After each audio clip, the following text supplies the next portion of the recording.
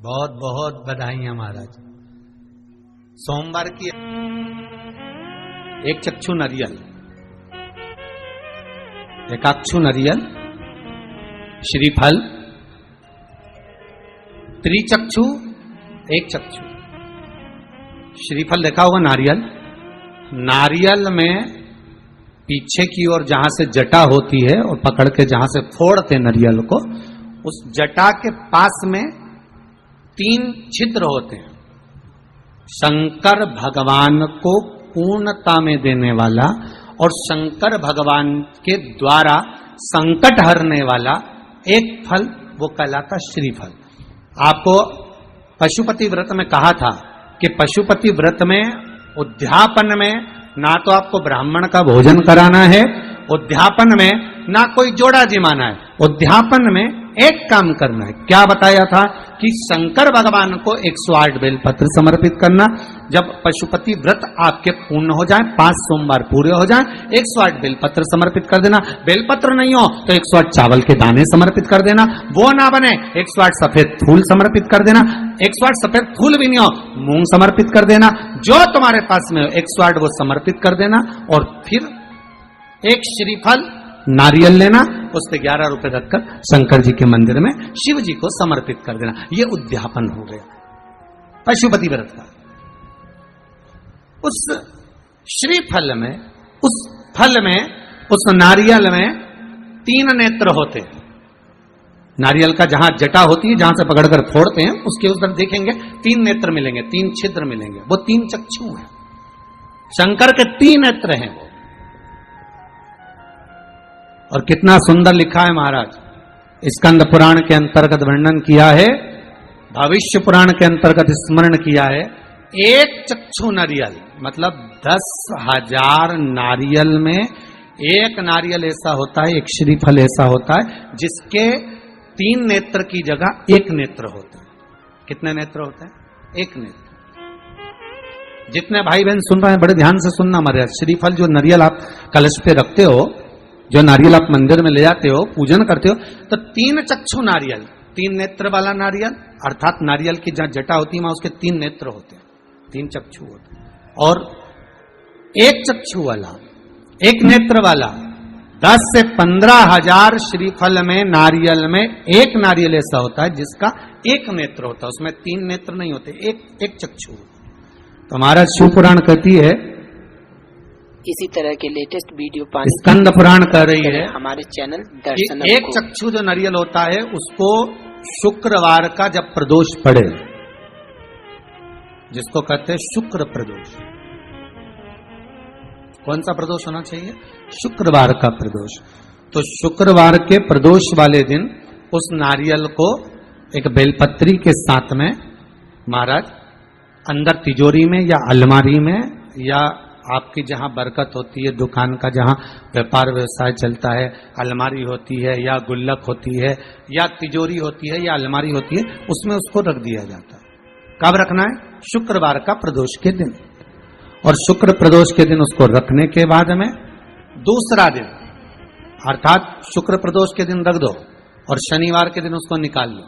और निकालने के बाद उसको पूरे घर में घुमाने के बाद में श्री गणेश जी के मंदिर में, जो भी तुम्हारे घर में, तुम्हारे गांव में, तुम्हारे नगर में जो गणेश जी का मंदिर हो, उस मंदिर में ले जाकर उसको रखी आइए। वहां से मात्र 1 दुर्बा लेकर आइए, गणेश जी महाराज की चढ़ी हुई केवल 1 दुर्बा। और उस दुर्बा को दरवाजे की देहली पर छुलाकर उस दुर्बा को अपनी अलमारी में, अपनी तिजोरी में उसी दिन रख दो जिस दिन लेकर आए महाराज। कभी जिंदगी में लक्ष्मी की कमी नहीं आ सकती, पर होना चाहिए 1 चक्षु नारियल। पहले तो बच्चे का फोटो देख लो आप। जितने लोग भी आस्था चैनल पर कथा देख रहे हैं, पहले इस बच्चे का फोटो देखें।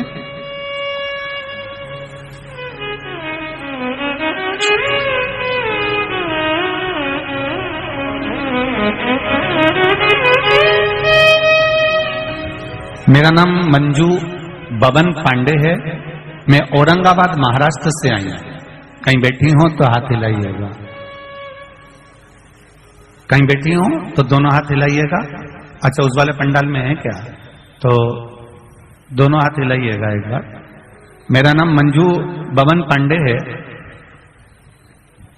मैं औरंगाबाद महाराष्ट्र से आई हूं। जहां कहीं बैठी हो तो दोनों हाथ हिलाइएगा एक बार, कैमरे वाले को दिख जाए तो हमें भी दिख जाए। शंभू,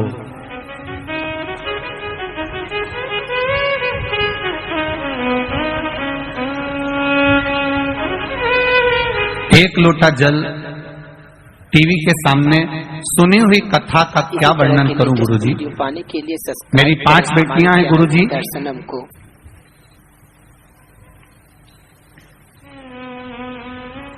3 अप्रैल 2022 को मेरे चौथे नंबर की बेटी सोनोग्राफी करा के आई तो रिपोर्ट नॉर्मल थी गुरुजी। 11 अप्रैल 2022 को उसको दिक्कत शुरू हो गई और डॉक्टर ने उसकी डिलीवरी डेट 14 अप्रैल दी, लेकिन उसको दिक्कत 11 को शुरू हो गई और अपने यहाँ रामनवमी के यज्ञ में बैठी थी। 4 बजे हम उसे लेकर हॉस्पिटल लेकर गए, उसका ऑपरेशन शुरू किया, लेकिन गुरुजी जब उसके बच्चे को निकाला गया तब बच्चा रोया नहीं, उसके श्वास में तकलीफ हो गई और उसमें कुछ भी ऐसा नहीं था कि वो हिल रहा था।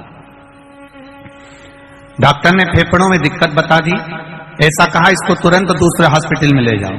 हम एक हॉस्पिटल छोड़कर दूसरे हॉस्पिटल में 6:30 से लेकर 7:30 तक हॉस्पिटल घूमते रहे, पर कोई झेलने को तैयार नहीं था, क्योंकि बच्चा रोया भी नहीं था, श्वास भी नहीं थी। हर तरह से हम परेशान हो गए। तब श्री शिवाय नमस्तुभ्यम का जाप करना प्रारंभ करा। मैंने अपने तीसरे नंबर की बेटी से कहा कि तुम जाओ और शिवजी पर 1 लोटा जल चढ़ाओ और वो जल लाकर तुरंत दो। बेटी ने जल लाकर शंकर भगवान का चढ़ाया हुआ जल लाकर दिया और बाबा की कृपा से, शिव की कृपा से वो जल हाथ में लेकर जब फेरा गया, बाबा की कृपा से बच्चे ने 11:30 पर रोना प्रारंभ करा और बाबा की करुणा ऐसी हुई कि वो बच्चा अब स्वस्थ है। उसका फोटो भी लगाया है गुरुजी, और जिस समय वो हालत गंभीर थी उस समय भी लगाया है। उसकी सारी रिपोर्ट लगा रही हूँ उस बच्चे की कि उसके फेफड़े आदि कुछ भी काम नहीं करते थे, यहाँ तक उसके एक्सरे आदि सब लगाए गए हैं, पूरी रिपोर्टें लगाई गई है।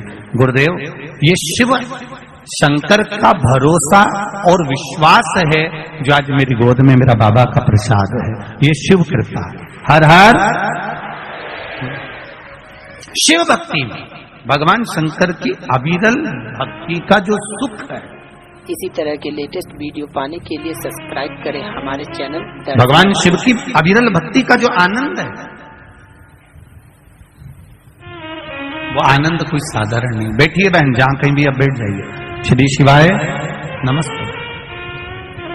ये आनंद भक्ति का एक सुख है। तो जब माता उमा जब प्रगटी तो उनका केश भूमि पर गिरा और भूमि पर गिरने के कारण उससे एक वृक्ष उत्पन्न हुआ जो नीम का वृक्ष कहलाता, निमाड़ी का वृक्ष कहलाता। इसलिए साउथ में, दक्षिण में नीम के वृक्ष को स्वयं देवी का प्रतिबिंब माना जाता है। नीम के वृक्ष को स्वयं माता का प्रागट्य उत्सव माना जाता है। नीम के वृक्ष को स्वयं देवी का भाव वर्णित किया जाता है। और बहुत सुंदर बात है महाराज जी, जिसके शरीर में माता निकल गई हो, दाने दाने पड़ गए हो पूरे शरीर में, बुखार भी बहुत तेज आ रहा हो और पूरे शरीर में माता जी निकल गई हो, 1 लोटा पानी